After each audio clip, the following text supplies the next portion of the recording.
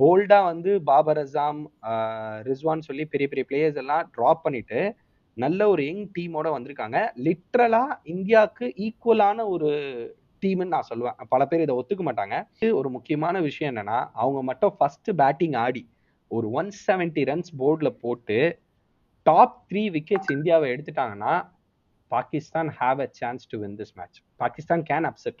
ஏன்னா இப்போ முக்கியமான விஷயத்துக்கு வருவோம். யார் வின் பண்றா அப்படின்னு நீ நினைக்கிற? வேற இந்தியா ஜெயிப்பாங்களா இல்ல வந்து பாகிஸ்தான் ஜெயிப்பாங்களா? ஏன்னா பாகிஸ்தான் வந்து எல்லாமே வந்து சின்ன பசங்க, புது பசங்களா இறக்கியிருக்காங்க. இந்தியா வந்து ஆல்ரெடி நிறைய எக்ஸ்பீரியன்ஸ்டான பிளேயர்ஸ்லாம் நிறைய பேர் இருக்காங்க.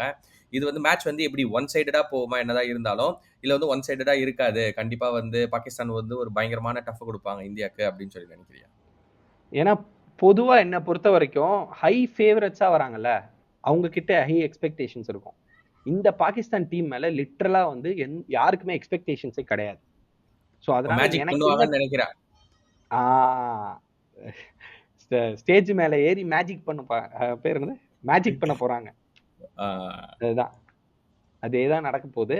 அப்படிதான் நடக்கும் நான் நம்புறேன். அப்படி நடக்கணும். ஏன்னா ஒரு டஃப் காம்படிஷன் வேணும்.